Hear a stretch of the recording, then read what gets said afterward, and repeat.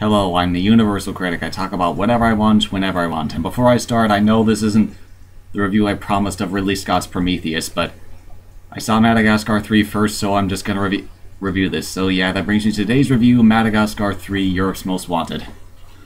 Before I talk about this one, I guess you're probably wondering what I thought of the first two movies. The first one was decent. I mean, the animation was decent, characters, everything like that. The second one I liked a lot better. It was funnier, the animation was better, the characters were more developed, it was just all around improvement. And I have to say, I guess this one is too. I mean, the animation is just downright spectacular, especially this one sequence that I'll talk about later, but yeah, the animation, I think it's better than the first two movies. Just in all around, the characters get a little more development, like we get, a satisfying conclusion to their story arcs and everything like that, though I have to say it did kind of, I do have some minor nitpicks for like the first 10 minutes of the movie.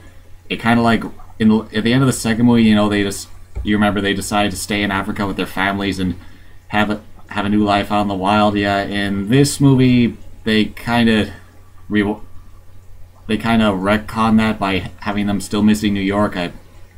But still, it's just a minor nitpick. Although it does it did kind of ruin a happy ending. But we get a new happy ending in this movie. We also get a lot of new characters. Because as you probably see in the trailers, they have to move through Europe to get back to America, but to do so they have to hide in a circus, which allows for a lot of creative possibilities, and they take advantage of them all. That brings me to my favorite moment in the movie is near the end when they actually perform in the circus. It is just gorgeous. I mean, the colors, the choreography of the animation, everything about that scene is just fantastic. It's just one of the best animated segments I've ever seen. It's just like, imagine Cirque du Soleil mixed with, well, Dreamworks animation, and you pretty much got that scene. Yeah. So yeah, as you can tell, the animation, especially in that one scene, is great. Let's talk about the story. Well, it's sort of a predictable story. I mean, you can kind of guess what's gonna happen. I mean, it's not exactly groundbreaking or anything, but it's a kids movie. You can't expect too much, though it does appeal to adults. It will appeal to adults. It'll appeal to me. It'll appeal to just about anyone. So let's tell the story. Good, nothing special, but nothing terrible either.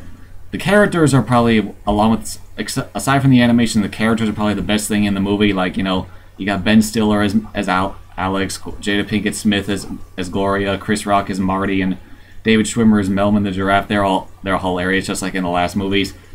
And of course you got the other characters, the penguins. They're hilarious as well. And of course you got Sacha Baron Cohen as King Julian. He always steals the show.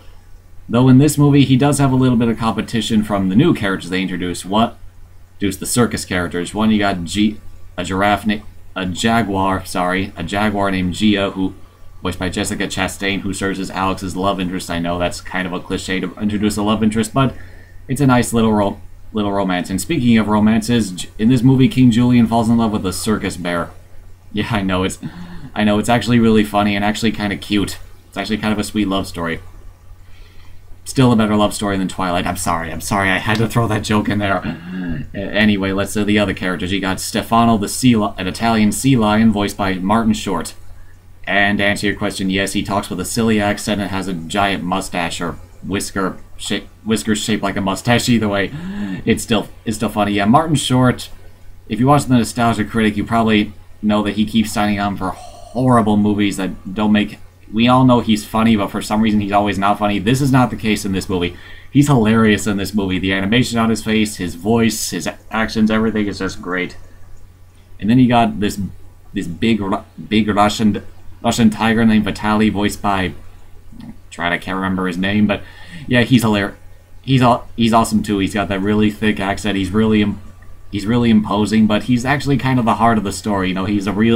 You really feel sorry for him when you find out what happened, that he has a tragic past. Imagine a character with a tragic past, but it's actually kind of believable, and it's really sad and heartwarming to hear his story. And now we get to my favorite character in this movie, the villain, Captain Dubois, voiced by Frances McDormand. She is, how do I describe her? Well, imagine a hybrid between Cruella de Vil and the Terminator. Yeah, she's basically, her lifelong goal in this movie is to mount the head of a lion on her wall, and guess who she finds? Yeah, she's crazy. She's an animal control officer. She's insane. Like I said, Cruella de Vil meets the Terminator. She's obsessed with getting an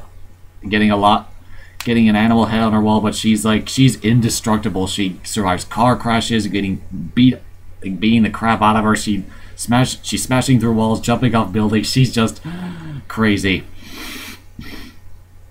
So yeah, but on a closing note, I want to talk about something on the controversy. Something I haven't talked about in any of my reviews is the controversy between, hand-drawn animation versus computer animation, and which is superior. Personally, I don't really mind either one. I mean, I guess I don't mind either one because, I mean, they're two totally different mediums. They should be treated with equal respect. That's what I believe. But since DreamWorks is Disney's biggest competitor, and even Disney doesn't make hand-drawn animated films anymore, I thought I should bring this up.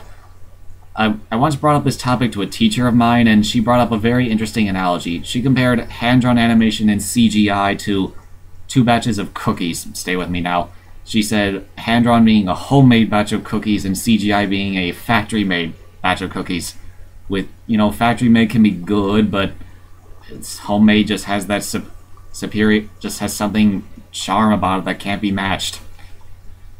So that was her opinion. My opinion, like I said, this whole controversy, I just wanted to dispel that this controversy is purely opinion-based. This doesn't mean you have any poor taste in art or anything like that. I was just offering my opinion on the subject and someone else's opinion on the subject. I just wanted to throw it out there because I don't think I've ever gotten the chance to do so because I haven't really reviewed that many animated films. So yeah, Madagascar 3 is awesome. I think it may actually qualify as the best in the series. Well, I hope you guys check it out. I'm the Universal Critic. I talk about whatever I want, whenever I want, and I swear the next review will be Ridley Scott's Prometheus, because I'm going to see it tonight, and there's no other movies on the schedule. See you later.